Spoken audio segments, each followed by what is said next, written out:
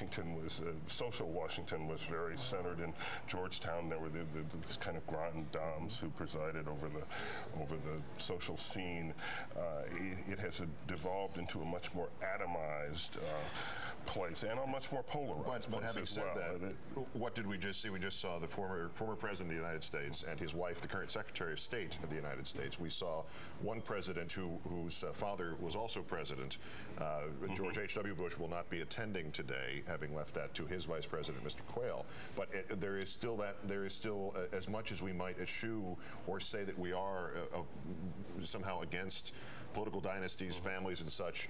Yet here we have already we're celebrating the passage of one of members of one of the most influential families in American political history, and there we've just seen representatives of two other currently, intensely emphasized political families in American history. Almost doesn't seem to exist anymore, and I guess this is no unfortunate pun intended, but this is the ultimate quitting time today, and the reunion quality to this almost union meeting quality to this in terms of America's leadership. Look at the arm there, Bill Clinton's arm around Al Gore. There's an interesting relationship. There's so much entanglement in that. And Rosalind Carter in that room. The rivalry, deep rivalry between President Carter, who I worked for as a speechwriter, and the attitude that Rosalind Carter had towards Ted Kennedy. Just imagine how that percolated for years. And here they are on his day. It's so amazing to watch these relationships. And notice the other gentleman there to the left of Mr. Gore being blocked somewhat by President Clinton. Walter Mondale. That's Walter Mondale. So another figure. Another vice president. You know what's amazing, Keith, is to watch the protocol and how the circles evolve here. People seem to know their levels, so the presidents seem to get together with the vice presidents, and then the others sort of hold back because it's not quite their level. They're not comfortable in that. And you'll see the senators sort of grouping together. It's so interesting how people seem to know their place. But that old church, we should point out, has been selected by the Ted Kennedy family because I believe that's where he prayed for his daughter Cara. It is. During her cancer scare. And, you know, these things matter to a family so much, where you pray. And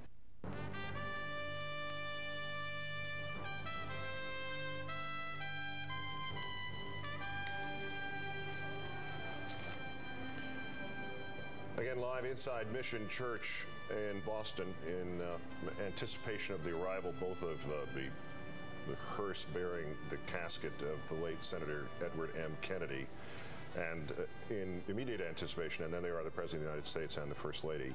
The President will deliver the eulogy and greeting Teresa Heinz Kerry, seated in the front row. Two presidents.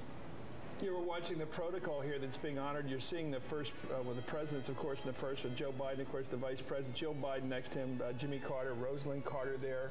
We watched George W. Bush with his wife, Laura Bush, and there's there's Bill Clinton, of course.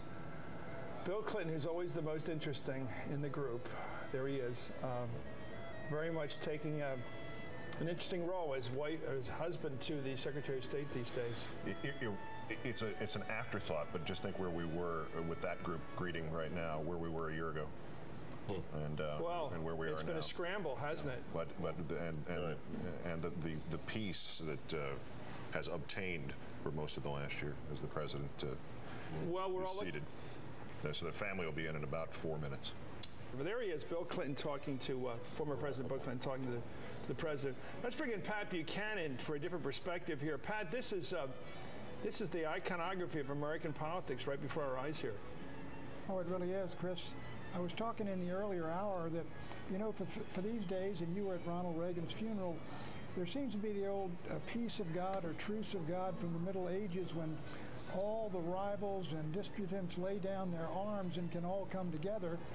And there's 3 or 4 days in which, you know, nothing really negative, harsh, or rancorous is said, and that's all set aside. And that's certainly been the case for the last 4 days, where everybody has remembered what they remember best and most wonderful about Senator Kennedy, who was certainly later in life a very, very controversial figure. Well, he was political, as many of us are, and he was partisan, as many of us are, and he was also, I have to tell you, Pat, I've never heard so many accounts of personal friendship in my life. In or out of politics, in the religious world, non-religious world, athletic world, I've never heard so many personal accounts of people in the last 24 hours saying, this guy came to me when no one else did. When I needed a friend, he showed up. You know, Chris, that's exactly right. That is all I have heard. They're all positive. And for folks in this town, and this very partisan town, whenever they got a personal recollection, every one of the personal recollections about Ted Kennedy is positive, uplifting, or moving. And in that sense, he certainly succeeded in life. Well, that is ironic. You know, Pat, last night, I thought the greatest encomium last night was Chris Dodd, who really was his buddy, close friend, and by the way, on some crazy nights. Right. Said that one time he went to a funeral and Ted knew he had to do it and it was going to be a tough day for him to be the eulogist, I suppose. And he looked back in the back of the church and there was Ted Kennedy, who had quietly come to the church and for a friend of a friend. Did not know the deceased. Just to help out. Boy, people have a hard enough time showing up at funerals. Here's a fellow that showed up at other people's funerals.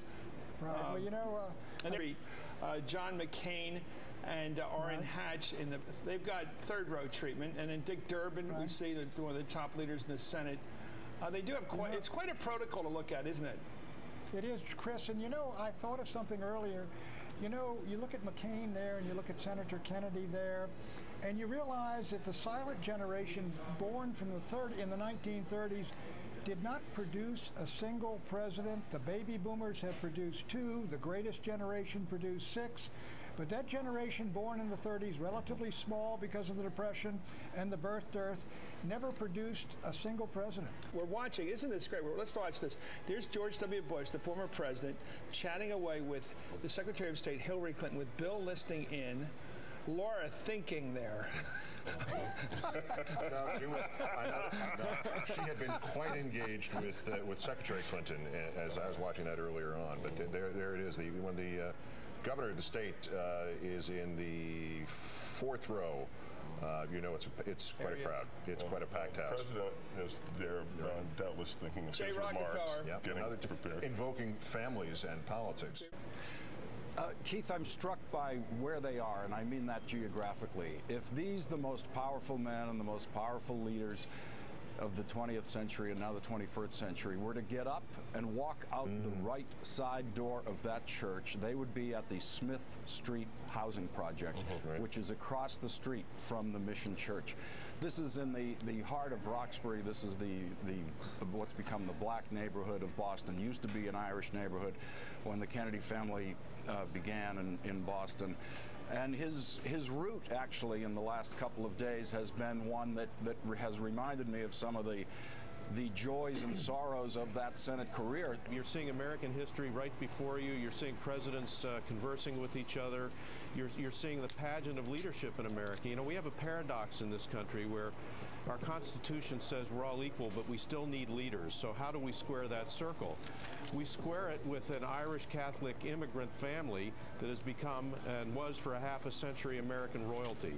And the key is that they never forgot where they came from. They never forgot their obligations to the rest of the country and to the least of these, which is symbolized by this church where this is taking place.